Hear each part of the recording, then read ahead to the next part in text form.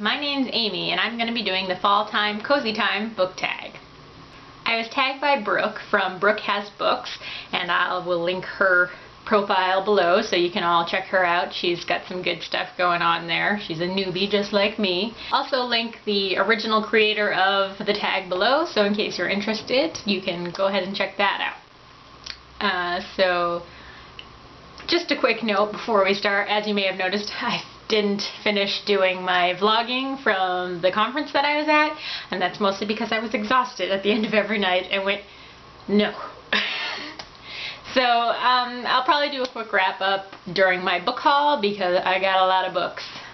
A lot of books! I'm so excited. Most of these books on the shelf are in fact books I got at the conference. So, woo! So I apologize, my computer's kind of sitting in my lap so I can read and remember what these tags are. So the first one was Scrunching Leaves. The world is full of color. Choose a book that has reds, oranges, yellows on the cover. So for that I chose Lola and the Boy Next Door. Now, to be honest, I haven't read it yet. I've read Anna and the French Kiss and I really enjoyed it, and I have been meaning to finish Lola, or start Lola in fact, and then Isla, but I just haven't gotten to it yet. But it's such a pretty cover and definitely has a fall feel with all the oranges and yellows in it. The next one is Cozy Sweater. It's finally cool enough to don warm, cozy clothing. What book gives you the warm fuzzies? For that, I picked Fangirl by Rainbow Rowell. I had warm fuzzies reading all of this book. Through the good scenes and the bad scenes, I was reading it, and just warm fuzzies all around. It's just, Rainbow Rowell really captured what it is to be a fangirl. And I know a lot of people feel this way about the book, but I'm going to add my name to the pile, but I really saw myself in Kath, so it was just so much fun to read, and just warm fuzzies all around. The next one is Fall Storm. The wind is howling and rain is pounding. Choose your favorite book or genre that you like to read on a stormy day. So I don't have any particular book or genre that I like to read when the weather is crummy outside. Generally I just read whatever it is that I've already started, or pick something up from my to-be read list. So I'm just going to say what I'm currently reading and have that be my answer. And what I'm currently reading is Snow Like Ashes by Sarah Rosh. I've heard a lot of good things about this, and I'm always up for a new fantasy series, so I'm really interested to see how it goes. I'm only like 4 chapters in, but liking it so far, so I'm looking forward to finishing it. Okay, next is Cool Crisp Air. What's the coolest character you'd want to trade places with?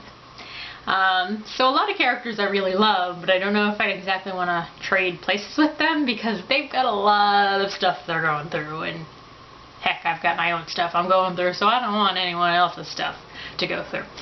But if I had to pick someone, I think I would pick Suze from the Mediator series by Meg Cabot. So the Mediator series is a series that I have been attached to since I was in middle school, and I just haven't fallen out of love with it ever. If you don't know, Suze is a mediator, which for her means that she can see and speak and touch dead people. Not like dead corpses, obviously, but ghosts. And so the series is about her dealing with ghosts and their problems, as well as, you know, going through her own social life with her family, friends, etc. I would trade places with her just for Jesse. Jesse is the ghost that is haunting her bedroom, and he's super hot, and she loves him, and he loves her, and one of my favorite romances in YA fiction, not gonna lie. So if you haven't checked this series out, you should, because I've read it like 5 times. I really have. Next is Hot Apple Cider. What underhyped book do you want to see become the next biggest thing? I had a lot of choices for this, honestly. A lot of them fantasy novels that I just don't think have gotten quite enough hype.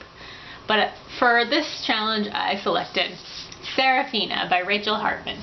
It's a dragon series, which I was surprised I picked up. I don't know, I've never really gotten into dragon fantasy too much.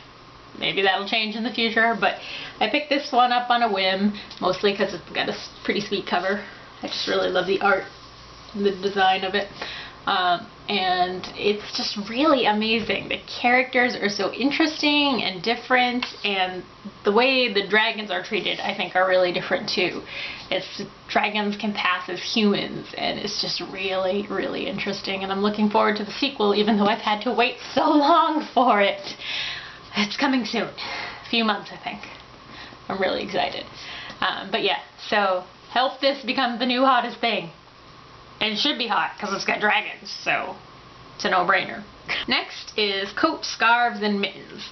The weather has turned cold and it's time to cover up. What's the most embarrassing book cover you own that you'd like to keep hidden from the public?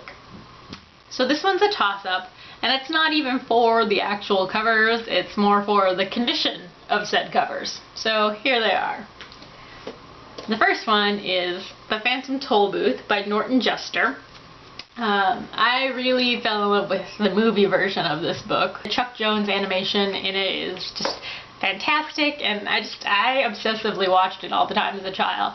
And so I went looking for the book, and I got it like at a thrift store. I don't even remember where I got it. I got it years ago, and it's been in this condition since I had it. It's all yellow, and the cover is beat up, but I just haven't been able to find another copy just yet. So hopefully I'll get a newer, nicer copy that I can replace it with.